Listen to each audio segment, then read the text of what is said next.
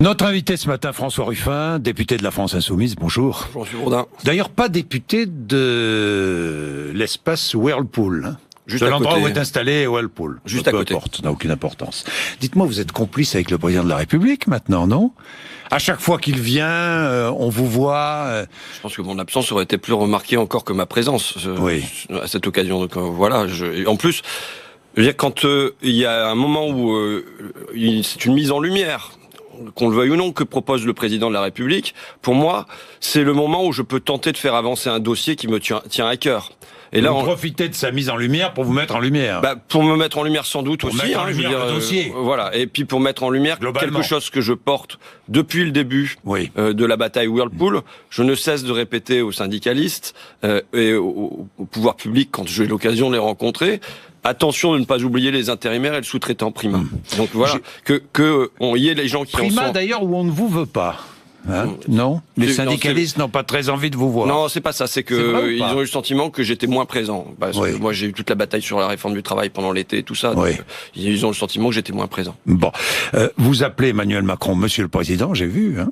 Bah oui, c'est le président de la République. Hein, Parce que vous aviez été tellement sévère avec lui dans une tribune. Mais je le suis toujours, hein, vous savez, Oui. sur le fond des choses, je pense toujours qu'on a affaire à un Robin des Bois à l'envers, qui prend aux pauvres pour donner aux riches, qui prend aux locataires avec l'APL, qui prend pour retraités avec la CSG, qui prend sur les contrats aidés pour les plus précaires, et qui prend aux gens qui vont se faire licencier. Qui donne aux salariés à travers la suppression de certaines cotisations. Ouais, mais qui va surtout, là, quand même donner, sur les réductions d'impôts, 4,5 milliards aux plus riches. Les plus riches, je vais vous donner une statistique, monsieur Bourdin. Oui. Il y a 20 ans, en 1996, les 500 fortunes les plus riches françaises avaient 6% du PIB. Aujourd'hui, c'est 25%. Donc on voit bien l'explosion des plus grandes fortunes françaises. Et normalement, que devrait faire le pouvoir politique face à ça, quand il y a un processus inégalitaire qui est en cours? On devrait s'attendre à ce qu'il fasse tout pour le freiner ou pour l'enrayer. Et là, on a l'impression d'une volonté d'accélération d'un processus inégalitaire. Donc moi, je veux dire, je reste toujours sévère sur le fond avec le président de la République. Maintenant, c'est le président de la Donc République. ce sont les choix politiques qui ont été faits jusque-là, si j'ai bien compris, non pas les choix d'Emmanuel Macron, je suis pas là pour défendre Emmanuel Macron, ce sont les choix politiques qui ont été faits jusque-là, qui ont permis cette accélération des inégalités. Mais en tout cas, il y a des choix politiques. Si j'ai bien compris. Pour moi, il y a la politique conduite jusque-là. La politique conduite jusque-là, il y a un phénomène qui est un phénomène loin d'être seulement français, qui s'appelle la mondialisation et qui fait que ça tire au deux bouts. À l'intérieur du pays, il y a une polarisation. Donc voilà, ça c'est pas un phénomène strictement français. Maintenant, je le redis, quand on a ça en face, quel est le rôle du pouvoir politique? C'est de tout penser. Comment je vais faire pour réduire les inégalités? Comment je vais faire pour que le capital se polarise pas? Mais lorsque 236 salariés sur 283 sont repris sur le site Whirlpool, vous êtes heureux, j'imagine. Ben oui, mais je le dis. Pour une fois, on a un verre qui est à moitié plein. Donc j'en suis satisfait. On a eu assez de choses. Un combat qui a été mené finalement en commun, quoi. Et vous savez, je pense que dans cette reprise, je tiens d'abord moi à saluer les salariés eux-mêmes. Oui. Parce que si Dialogue jamais social maintenu dans l'entreprise, important. Tout à fait. Important. Mais autre chose auparavant, si c'était pas mobilisé, pas de casse de l'outil de travail. Vous me laissez parler, monsieur Bourdin, Non, mais moi je vous finis. Pas de casse de l'outil de travail. Allez-y. Si jamais les salariés s'étaient pas mobilisés comme ils l'ont fait ce printemps, ça serait passé à la trappe comme tout le reste. Comme des tas de boîtes passent à la trappe aujourd'hui. Simplement, ils se sont mobilisés au bon moment pour attirer le regard de l'opinion publique et du coup des pouvoirs publics. Ce qui a fait qu'il y a eu un rapport de force qui a été installé dans la balance, qui a permis que les pouvoirs publics s'adjoignent aux salariés et aux syndicalistes pour venir peser contre Whirlpool et arracher quand même des sommes qui sont assez importantes. Là, le repreneur repart avec 45 000 euros par salarié. Donc ça, c'est le fruit d'un rapport de force. Et ensuite, les syndicalistes ont construit ça intelligemment. Whirlpool, pour préciser les choses, va verser 45 000 euros par salarié repris. Oui. C'est Whirlpool qui va verser. Il me semble, logique. Ce qui me paraît logique. 12 millions d'euros, donc versés, ça représente 12 millions d'euros par Whirlpool, plus 4 millions de primes de l'État pour le repreneur, qui s'est engagé à monter les effectifs jusqu'à 380. Vous lui faites confiance? Au président du MEDEF de la Somme? Écoutez, moi je pense que quand on a un attachement à son territoire, on a une Oui. réputation locale, et sans doute qu'on a plus envie de maintenir sa bonne réputation localement que quand on a un fonds de pension qui se trouve à l'autre bout de la planète. Donc C'est voilà. plus rassurant. Oui, pour moi, ça me paraît plus rassurant ce fonctionnement-là. Voilà. Maintenant, il va sans doute se poser des problèmes salariaux et ainsi de suite, comme il se pose dans toutes les entreprises, peut-être. Mais voilà. Mais en tout cas, je préfère que ça soit ce type de reprise-là plutôt que un fonds anonyme qui nous arrive d'outre-Manche, quoi. Est-ce que vous regrettez d'avoir dit qu'il fallait brûler la maison du président de Whirlpool? J'ai pas dit ça. Pas Mais dit ça exactement, mais voilà. quand même. Non. Oui. Mais alors, quand même. je vais redire. Alors allez-y quand même. Ce que je dis, ce que j'ai C'était à la vu, fête de l'humain. ce que je voyais, mais je l'ai dit pendant toute ma campagne. Je l'ai répété 50 fois, ça. Vous voyez? Bon, donc, à ce moment-là, on a choisi de le sortir, et puis voilà. Puis ça fait des tweets dans tous les sens. Oui, mais non, mais ce que j'ai dit, vous l'avez dit, donc il faut l'assumer. et ce que j'ai dit aux salariés, c'est, écoutez, là, souvent, quand on allait sur le parking de l'usine, ils s'en prenaient aux assistés ou aux réfugiés. Mais je leur ai dit, parce que c'est ce qu'ils voyaient à la télévision, ou bien c'est ce qu'ils voyaient à côté de chez eux, des gens qui voulaient pas travailler, tout ça. Je leur disais, imaginez qu'en face de chez vous, quand vous sortez de l'usine, vous avez là la baraque du patron de Whirlpool qui, lui, gagne 12 millions d'euros par an. Cette baraque, elle a 80 chambres, elle a 47 salles de bain, elle a une piscine en sous-sol, elle a des terrains de tennis découverts, elle a un accès direct à la plage. Vous verriez ça, vous vous diriez immédiatement, mais c'est là que va le fruit de mon travail. C'est lui qui m'escroque. Et enfin, voilà. Et votre colère, elle irait directement vers ça, et vous auriez envie de brûler la maison du patron de Whirlpool. J'ai jamais invité à aller brûler la maison du patron de Whirlpool, mais vous auriez envie de ça. Vous verriez quel est votre adversaire.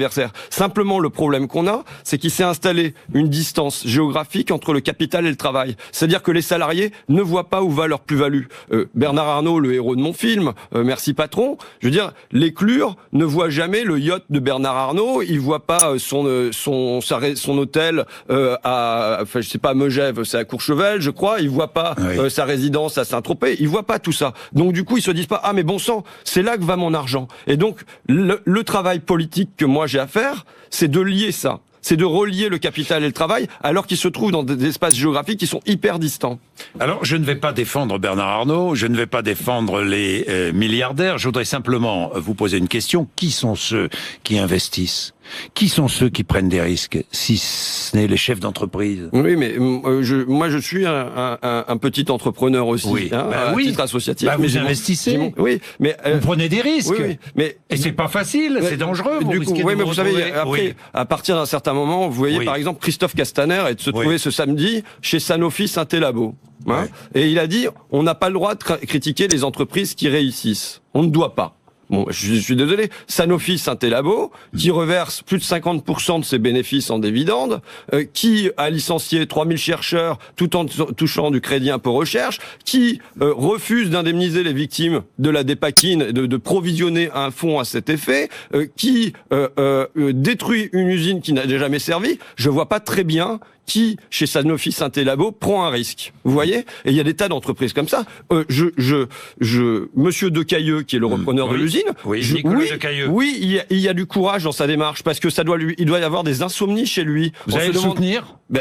Dans sa démarche, dans son entreprise. Mais bien sûr, je veux dire, l'aider dans son entreprise. Je sais pas, vous savez, moi, comme Philippe, en tout cas, de la République. En tout cas, je suis pas. Mais évidemment, je suis pour que ça marche. Je suis pour que ça marche, et je vous le redis. Je vois très bien. Vous savez, le problème, c'est qu'on dit l'entreprise. L'entreprise, ça veut rien dire. C'est comme quand on dit les poissons. Mais dans les poissons, il y a des requins et il y a des sardines. D'accord? Eh ben, moi, l'entreprise, les petits entrepreneurs, les PME et ainsi de suite, oui, je les soutiens. Mais si c'est pour soutenir Whirlpool, qui, dans le même temps, là, au premier trimestre, a augmenté ses dividendes de 10% pour les verser aux actionnaires, quand dans le même temps, il supprimait l'usine d'Amiens pour aller chercher les salaires moins chers en Pologne. Mais où est le risque? Vous voyez? François Ruffin, pourquoi est-ce que... nouvelle manifestation des Insoumis bientôt ou pas? Prévu ou pas? Non, parce que j'avais entendu parler de déferlante sur les Champs-Élysées. 1 million de personnes, c'est Jean-Luc Mélenchon qui avait dit ça, non? Mais vous êtes un peu en marge, finalement, des Insoumis. Non, mais vous savez, moi... François Ruffin, vous êtes très François Ruffin, vous avez raison d'ailleurs. Restez indépendant. Moi, j'ai dit pendant ma campagne électorale que je souhaitais voter en mon âme et conscience. Voilà. Et vous pourriez voter des textes que ne voteraient pas les Insoumis? Oui, oui, bien sûr. J'ai même déposé un amendement, pour vous dire, lors de la loi de moralisation, ce qui a changé, loi confiance, machin, en disant, il devrait être interdit à un parti ou à un chef de parti de donner des ordres ou de menacer ses députés. Bon, et ça a été accepté par les Insoumis, c'est En Marche qui a refusé ça. Voilà. C'est dommage. Donc, vous voyez, donc oui. moi, c'est pour dire que si je tiens à dire que moi, j'en suis dans une démarche de proposition. Je ne cesse de faire des amendements de proposition. Par exemple, sur la loi terrorisme, là, j'ai fait des amendements pour qu'on cesse de verser de l'argent, des ventes d'armes au Qatar et ainsi de suite. Bon, alors François Ruffin, 2 questions. Donc pas de manifestation des Insoumis, pas de manifestation prévue. Pourquoi est-ce que les syndicats ne veulent pas de vous, ne veulent pas défiler avec vous, ne veulent pas... Moi, je sais pas, je défile avec les syndicats sans aucune difficulté. Non, mais au niveau national. Vous savez, après la charte d'Amiens, la différence entre la politique et le monde syndical et tout ça, bon, il y a un truc qui est historique. Vous dites manifester contre le code du travail, ça ne marchera pas. Hein. Non, moi, ce que je pense, c'est que... c'est pour ça que je pense que c'est une loi qui est grave pour les salariés, qu'elle va avoir de graves conséquences. Je pense que le budget, non, c'est pas trop tard, mais je pense que le budget présenté là, il est aussi catastrophique et tout ça. Maintenant, je sais aussi ce qu'il peut y avoir de dur dans le fait de repartir dans une mobilisation, alors que l'an dernier, on a eu la mobilisation sur la loi travail, quoi. Donc, pourquoi est-ce que vous avez voté contre la loi antiterroriste du gouvernement? Vous avez voté contre?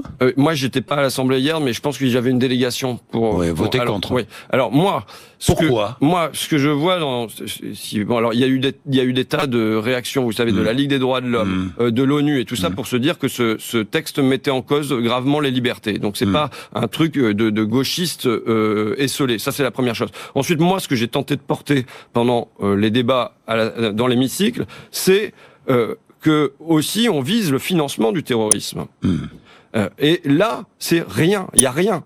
Il y a eu le refus de tout, et y compris par exemple sur les ventes d'armes, que simplement le Parlement puisse avoir une visibilité sur ce qui est vendu quand même. 8 milliards de vendus, ou 7 milliards de vendus depuis 5 ans d'armes au Qatar. Le Qatar dont on sait qu'il héberge des gens qui financent le terrorisme. Il y a un bouquin qui est sorti, qui s'appelle Nos très chers émirs, qui livre les noms de ces personnes qui sont abritées, qui va même les rencontrer, des personnes qui au Qatar sont là et financent le terrorisme. Et là-dessus, il y a rien du tout.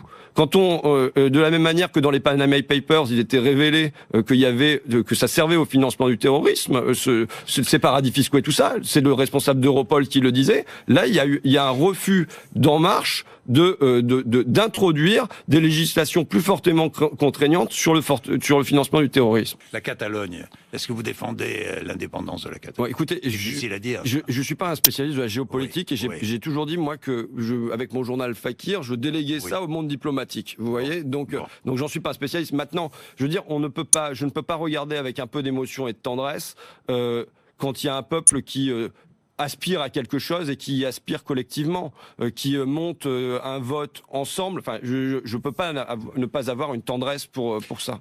L'Union européenne doit intervenir, pourrait servir de médiateur. Je veux dire, même la France, on peut pas considérer que ça soit une affaire qui nous est étrangère s'il y a un nouvel État qui se crée à nos portes, de toute façon. Donc il faut qu'il y ait des discussions, évidemment. Mais vous avez co-signé l'amendement demandant la suppression du drapeau européen dans l'hémicycle, dans l'Assemblée nationale, oui. Non mais c'est un amendement de groupe, quoi. Oui. Non mais vous n'avez pas trop lu. Non. Mais alors je vais vous dire la réalité du travail parlementaire. Un jour on pourra en discuter, mais c'est une avalanche de trucs dans tous les sens. Là ce matin il y a une proposition de loi sur l'agriculture et je dois y être. Cet après-midi il faut poser une question sur Alstom. En même temps il y a la loi sur les hydrocarbures. Je veux dire, de toute façon. Moi, je peux pas être spécialiste de tout. Maintenant, moi, j'ai pas de problème avec le fait qu'on élimine le drapeau européen. On est en France, on est en République française. Ça veut pas dire qu'on sort de l'Union européenne quand on enlève un symbole. Oui, justement, sur votre rôle de député. Maintenant, ça fait quelques mois que vous êtes député. Et alors ? Moi, ce que je vois, ce que je savais, mais maintenant je vous le dites l'Assemblée nationale, c'est du flan. Oui, c'est ce que vous avez dit fin août, mais c'est du flan vraiment. C'est-à-dire que c'est une chambre d'enregistrement des désirs du président, et y compris les députés de la majorité peuvent s'y accorder. Quand on voit que même parfois et souvent les amendements proposés par la majorité sont écrits par les ministères, je pense que ça pose un grave problème. Je suis et ça dépasse le cadre de la figure d'Emmanuel Macron. Mais je suis pour remettre du poids du côté du Parlement. En fait, l'exécutif est aussi le législatif aujourd'hui. Et nous, on nous envoie des textes, et bon, on va modifier 3 virgules pour faire croire qu'on a un rôle. Le seul rôle qu'on a vraiment, c'est un rôle d'interpellation. On peut interpeller. Mais au-delà de ça, je redoute qu'on puisse pas faire grand-chose. Pour l'instant, vous êtes déçu dans ce cadre-là. Non, je suis pas du tout déçu. Ça, c'est pas le cas, parce que j'étais lucide sur ce que ce serait. Et je crois que l'une de mes fonctions, c'est de venir dire le Parlement est nu, comme l'enfant, on disait dans le conte d'Andersen, le roi est nu. Pourquoi? Non, pour le déplorer, et parce que si jamais on veut le rhabiller demain, eh ben, il faut partir d'un constat qui est sévère.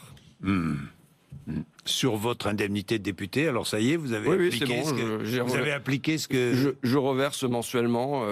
À qui? Je reverse à des associations. Maintenant, j'ai pas, vous savez, ce sont des petits dons, donc j'ai pas envie de faire un étalage de ma générosité. Un petit don, ça fait quand même plus de 4 000 € par mois ou 5 000 € par mois. 3 000 € par mois, oui. Voilà.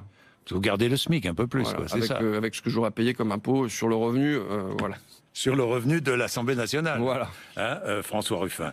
Bien. Et donc ça, c'est bien plus que ce dont vont bénéficier les intérimaires. Vous restez député reporter. Tout à fait. C'est la fonction. C'est un peu ce que vous avez fait hier, quoi. Oui, hier, je voulais aussi aider Emmanuel Macron à sortir des sentiers battus de sa com et des cordons de police. Je voulais l'aider à rencontrer des contrats aidés. Je voulais l'aider à rencontrer un peu une autre France. Vous savez, il y a un événement. Une France précaire. La France des contrats aidés. La France de l'intérim. Est-ce que vous êtes favorable à la suppression de l'intérim, d'ailleurs, à la France insoumise?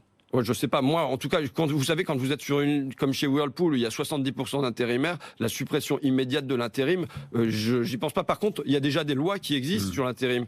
Par exemple, Whirlpool n'a pas respecté ses lois. Je veux dire, on a eu depuis 1998, il n'y a pas d'embauche chez Whirlpool.